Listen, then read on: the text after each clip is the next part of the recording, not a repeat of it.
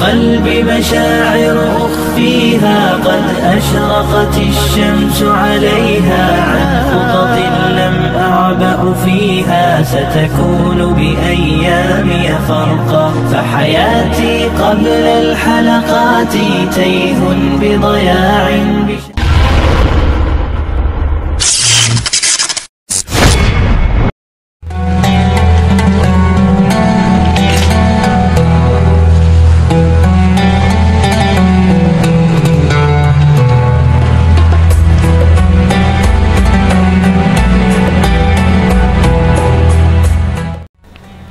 Assalamualaikum warahmatullahi wabarakatuh.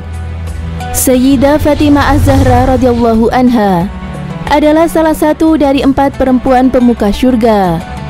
Putri Rasulullah sallallahu alaihi wasallam ini dijuluki penghulu wanita syurga dan teladan terbaik bagi kaum perempuan di muka bumi.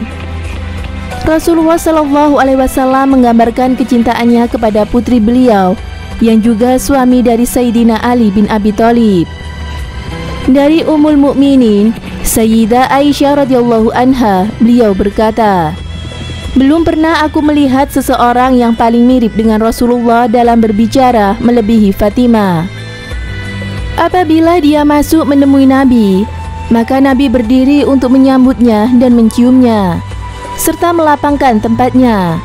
Begitu pula sebaliknya perlakuan Fatimah terhadap Nabi SAW." Hadis riwayat Abu Dawud. Berikut kisah Sayyidah Fatimah yang mengagumkan hingga membuat perempuan Yahudi mengucapkan kalimat syahadat. Dikisahkan, suatu malam Sayyidah Fatimah Az-Zahra menangis. Nabi bertanya mengapa ia menangis. Putrinya menjawab, "Engkau tahu, aku tidak suka dunia. Tetapi malam ini engkau menatap pada kemiskinanku dan aku khawatir Ali akan bertanya, aku harus datang dengan membawa apa?" Nabi kemudian berkata, "Tenanglah wahai putriku, engkau aman. Ali itu orang yang selalu ridho dan diridhoi." Beberapa hari kemudian, seorang perempuan Yahudi yang kaya raya menikah.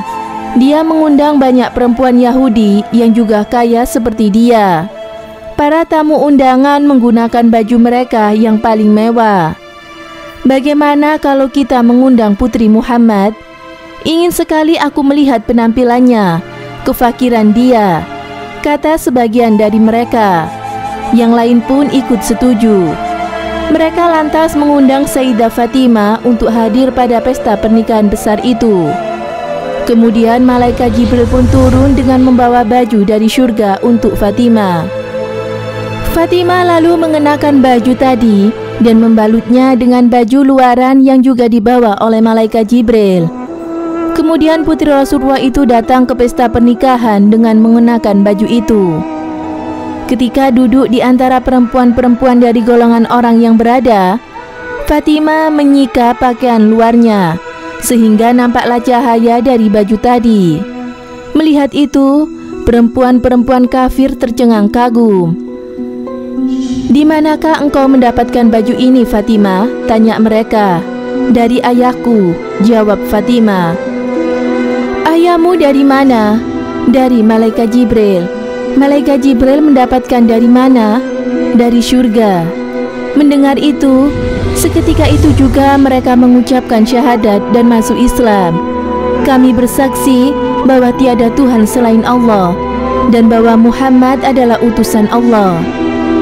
Sebagian suami mereka ada juga yang masuk Islam, sementara sebagian lainnya tetap memeluk agama Yahudi. Suami-suami yang masuk Islam melanjutkan hubungan pernikahan, sedangkan yang tidak masuk Islam memilih untuk berpisah. Dalam kisah baju dari surga, versi lain dari Ibnu Zawzi diriwayatkan bahwa Nabi SAW menyuruh Fatimah mewarnai gamisnya yang sudah usang. Usai mewarnainya, Fatimah mengembalikan gamis itu kepada ayahnya. Tiba-tiba dia teringat firman Allah, "Tidakkah kalian menggapai kebijakan sejati atau surga sampai kalian memberikan apa yang kalian senangi?" Fatimah urung memberikan baju usang tadi dan menggantinya dengan gamis lain yang masih baru. Pada malam pengantin perempuan Yahudi dalam kisah ini, kala arak-arakan pengantin pria kian dekat, malaikat Jibril turun dan berkata, "Ya Muhammad, Allah Subhanahu wa Ta'ala mengucapkan salam kepadamu dan memerintahkan kepada aku untuk menyampaikan salam kepada Fatimah. Dia mengirimkan pula hadiah berupa baju dari syurga yang terbuat dari sultra sudus berwarna hijau." Nabi SAW menyampaikan salam kepada putrinya dan memakaikan baju dari syurga yang diberikan malaikat Jibril. Beliau membalut baju tersebut dengan luaran sementara malaikat Jibril menutupnya dengan sayapnya, sehingga sinar baju tersebut tidak menyilaukan mata. Ketika Fatimah duduk di antara tamu undangan dan semuanya mengenakan baju mewah berkilau, malaikat Jibril lalu mengangkat sayapnya dan menyingkap baju luaran Fatimah, sehingga tampaklah sinar yang amat terang dari baju putri Rasulullah itu. Sinar itu memancar berpendaran hingga ke ujung timur dan barat. Kala sinar itu mengenai mata para undangan, tiba-tiba kekufuran tercabut dari hati mereka dan mereka pun mengucapkan 2 kalimat syahadat. Masya Allah, jika Allah berkehendak, apapun terjadi sesuai dengan kehendaknya.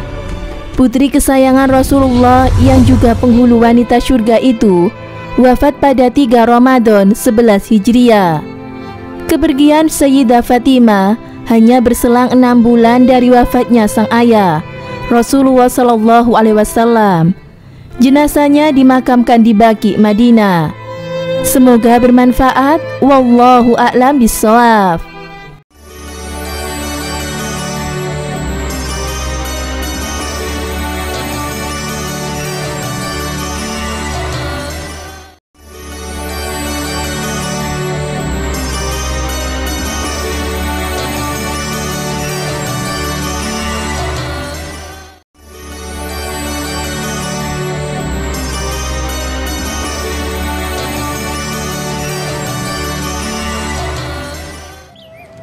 Assalamualaikum warahmatullahi wabarakatuh. Fatimah Az-Zahra adalah putri bungsu Rasulullah SAW dengan ibunda Khadijah. Maka dari jalur Fatimah lah keturunan Rasulullah berlanjut, yakni Fatimah Az-Zahra memiliki 4 putra, yaitu Hasan, Husain, Zainab, dan Ummu Kulsum. Fatimah Az-Zahra juga termasuk penghulu wanita di surga dan juga termasuk dalam 4 wanita terbaik di dunia dan di surga.